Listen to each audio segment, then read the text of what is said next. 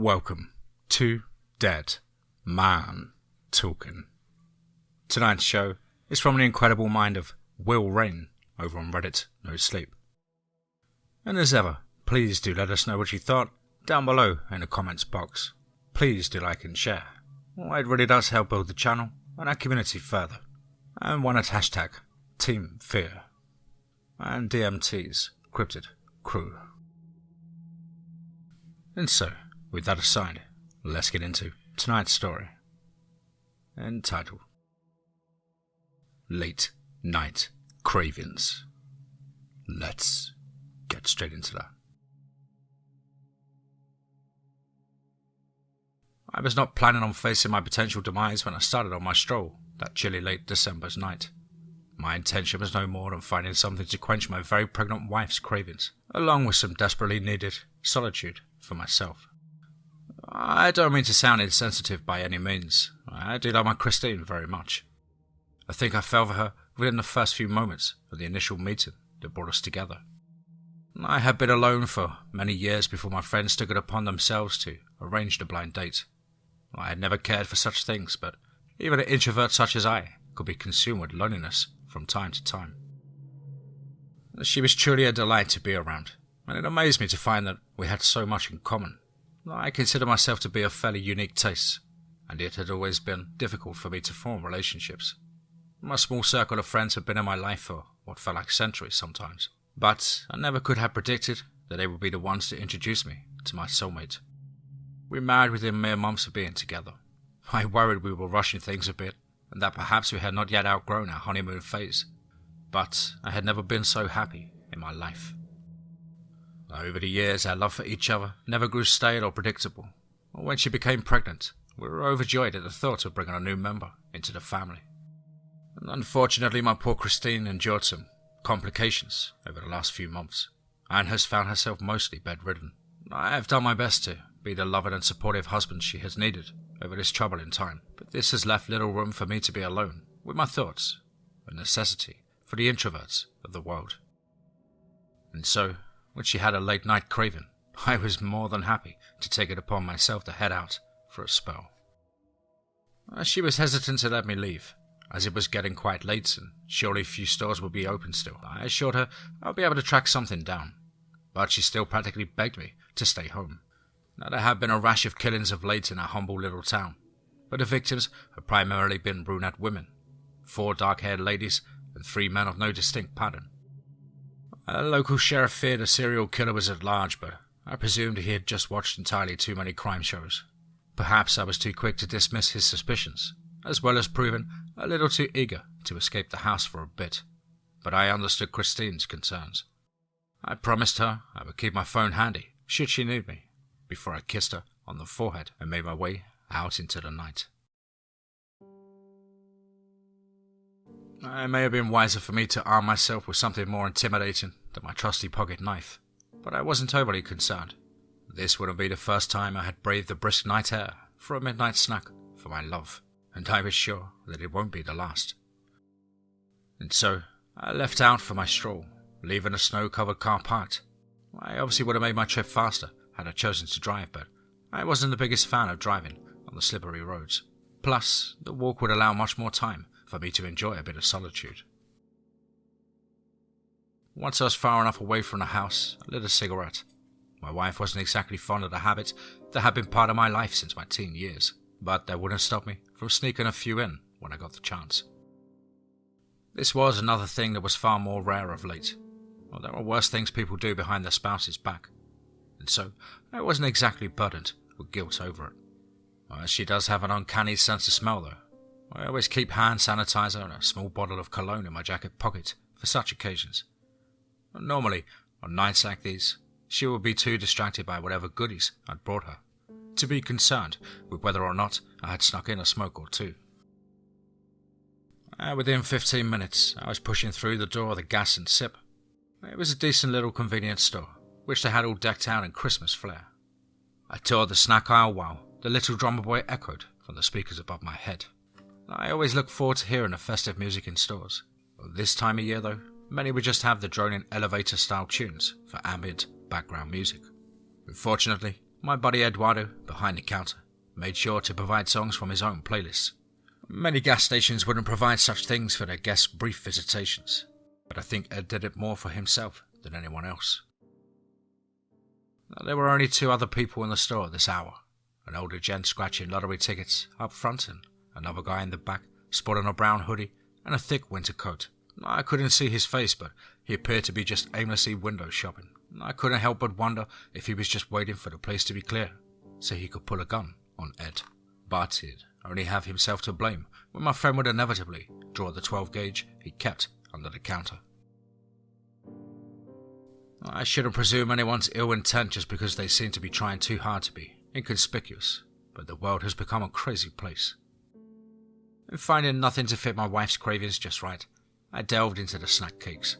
I dropped my armful of Twinkies, ding-dongs and donuts on the counter, to which Ed gave a chuckle. "Want some insulin to go with that?" He laughed.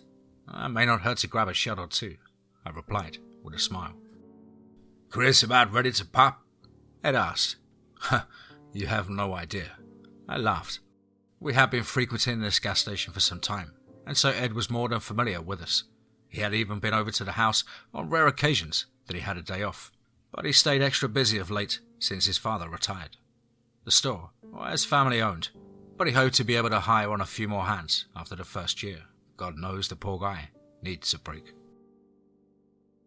"You know that guy?" I asked, nodding my head to the man in the brown hoodie, who was still stalking the rear aisle. "Never seen him before," Ed replied, handing me the double-bag sack of goodies. "Just be safe, man," I said. "No worries, brother," my friend said with a wink, knocking the barrel of his sawed-off shotgun against the back of the counter. I just gave him a smile as I took the bulging plastic bag from him. "Merry Christmas, Ed," I said with a wave while I headed for the door. "Back at you, man," he replied. When a cold breeze practically smacked me in the face when I pulled the door open. It was almost stiflingly hot in the gas station, and I had almost forgotten how chilly it was outside. Though I was sure the snacks I'd gathered would suit my own sweet tooth, I hated the idea of disappointing Christine. Even with how miserable her advanced pregnancy had been, she rarely asked for anything. The only other store that may be open at this hour was a good couple of miles away. Perhaps I would take a drive there tonight, after all. Having decided to return to my house to grab the car, I turned my back to the gas and sip and began my trip. I figured I'd check back in on my wife before heading back out into the cold, and though I was sure she would try to talk me out of it, still, I would be damned if I was going to let her down. And so my mind was made up.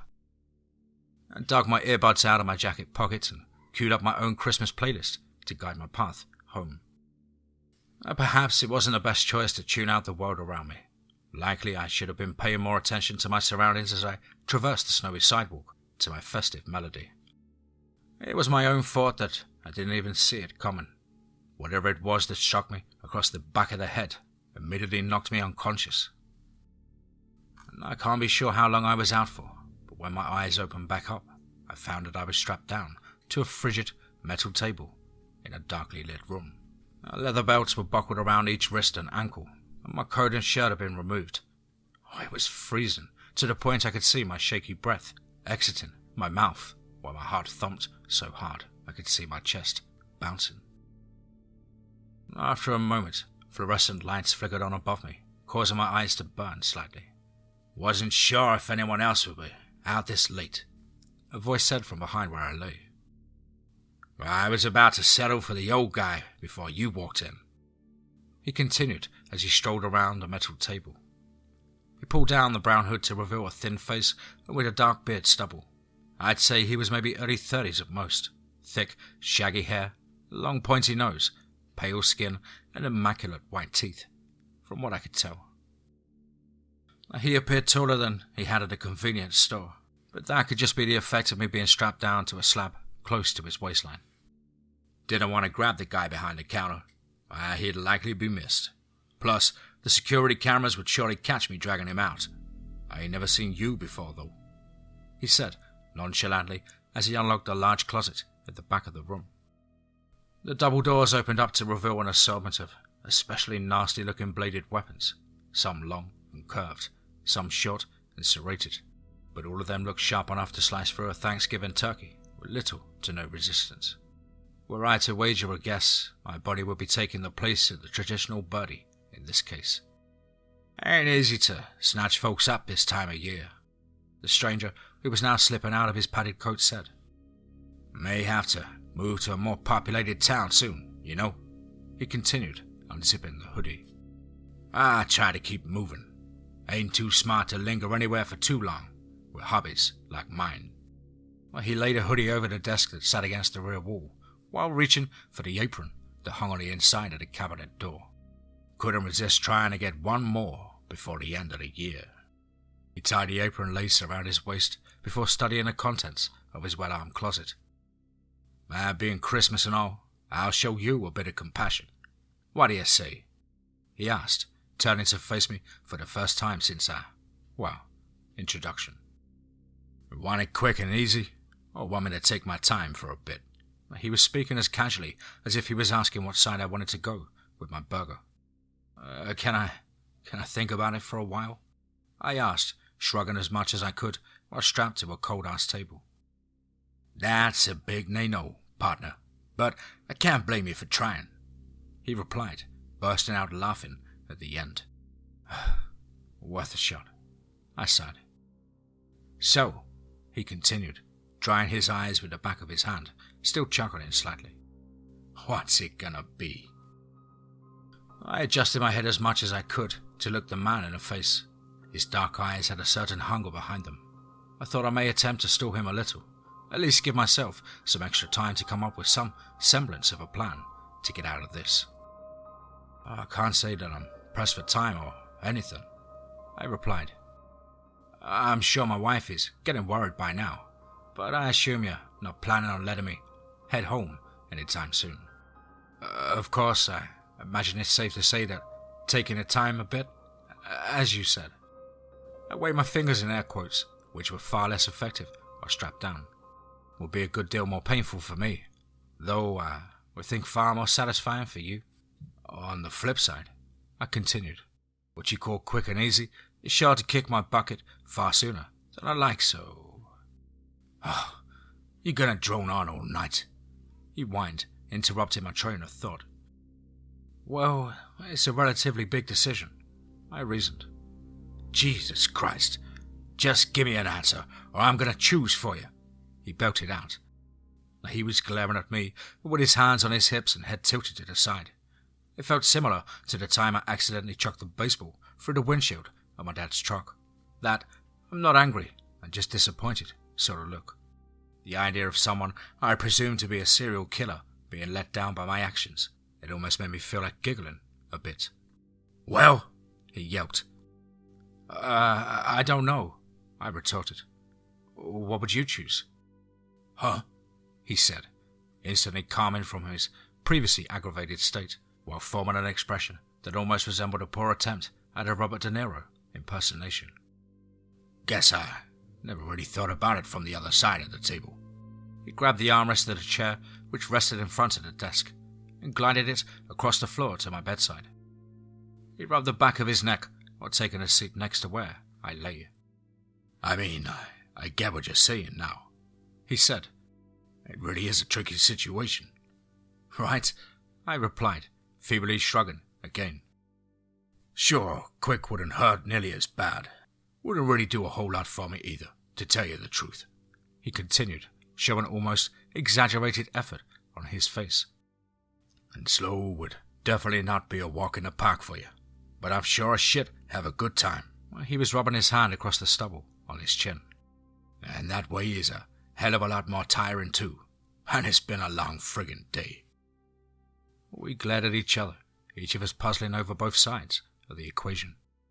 It's a conundrum, he said, shaking his head with a half smile. A dilemma, even, I remarked. The room fell silent as we considered our options, and I wouldn't say I was in a particular rush to come up with whatever would qualify as a mutually beneficial selection. I would imagine we each had a differently desired outcome in mind. As I lay there considering my next move, I became aware of a lump in my back pocket. The stranger had apparently not thought to remove my wallet as he stripped down my upper half in preparation for the night's activities, and it would appear he'd also neglected my trusty pocket knife, which felt like it still lay snugly in the other pocket. "Flip a coin?" I suggested, breaking the silence in hopes of distracting the pondering man for a moment. "Now, that's a good idea," he exclaimed, holding his pointer finger up as though he were chanting Eureka. He quickly got to his feet and practically sprinted the small distance between the chair and his jacket. He rummaged around in the pockets while I gently slid my left butt cheek in the direction of my leather-bound wrist. "I'm going to say heads and we make it a quickie, and tails, we go all night. What you think?" he asked, spinning in place to look me in the eye. I was attempting to be as discreet as possible, but I was almost caught red-handed when he turned. Luckily, he appeared too distracted to notice what I was attempting to do. "Sounds fair," I said, tilting my head. He grinned like a madman and went back to digging through his coat and hoodie. Before I felt secure enough to get back to my quest, the man dropped his hands to his side dejectedly and turned to face me again. "No coins! God damn it!" he said, shaking his head side to side. "Well, shit," I agreed. He glanced around the room as though there was a secret stash of quarters that he had neglected.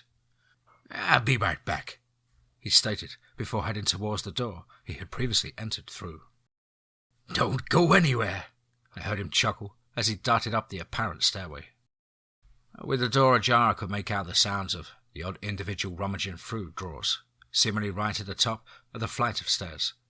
I wasted no time in continuing my efforts to free my knife from my pants.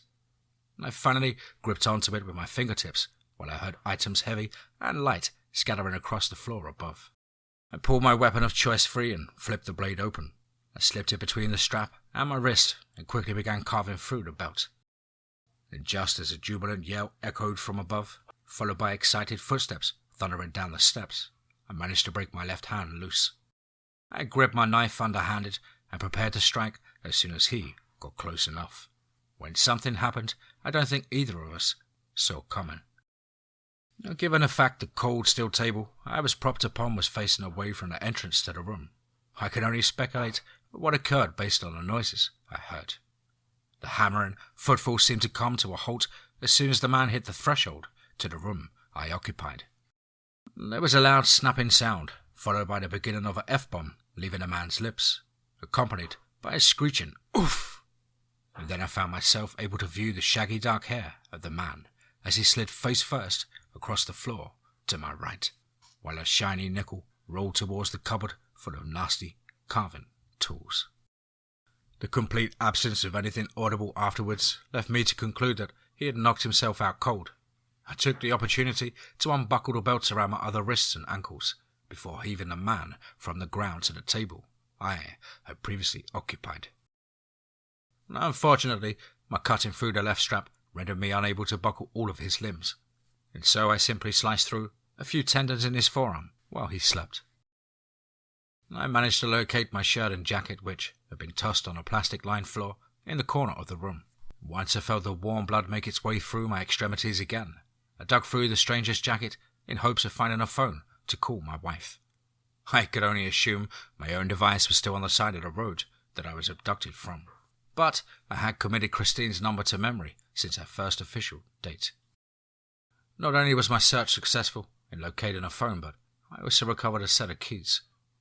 I had absolutely no clue where I was at that moment, but I should be free to use whatever vehicle these operated when I was done here.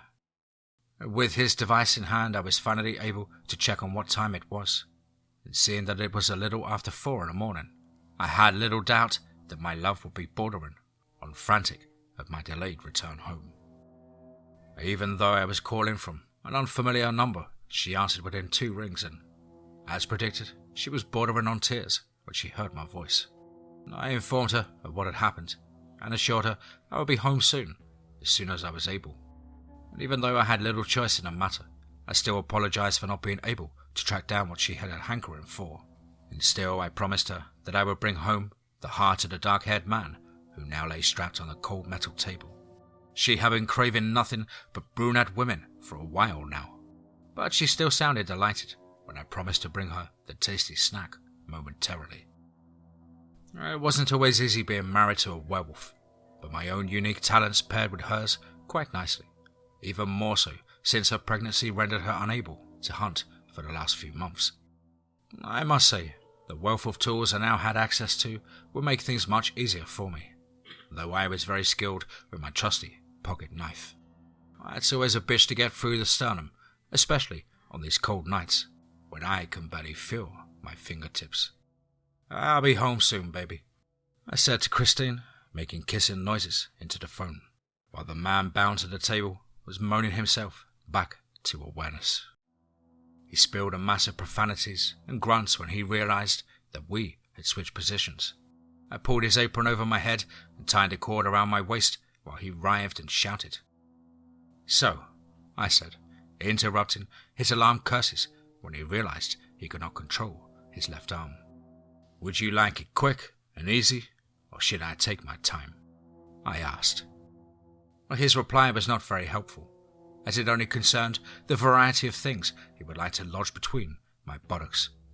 Fortunately, while the stranger continued to rage on, I noticed the light reflecting off the shiny nickel that lay at the base of the tool closet. "Heads!" I exclaimed, retrieving a coin from the floor. "Looks like quick and easy for the win," I continued before searching for his phone once more. I made a quick search for a festive playlist to provide a joyful soundtrack for the work ahead. I smiled as I shuffled through the vast menu of Christmas tunes, with the knowledge I will be back in my wife's loving arms soon.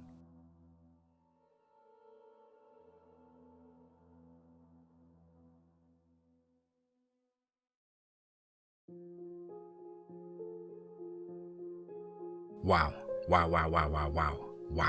What a fantastic twist at the end of that story. Of course, a huge thank you to the incredible author, WillRayne, over on Reddit No Sleep. Really enjoyed your work, Will, and certainly look forward to more of your work in the future. And of course, I hope you enjoyed my rendition. Guys and girls, as ever, you know the drill. Please do let us know what you thought down below in the comments box. Please do like and share. It really does help build the channel and our community further. Why not hashtag TeamFEAR and DMT's Cryptid Crew. If you're an aspiring writer, want to get in touch with me at the contact email, which is as on screen.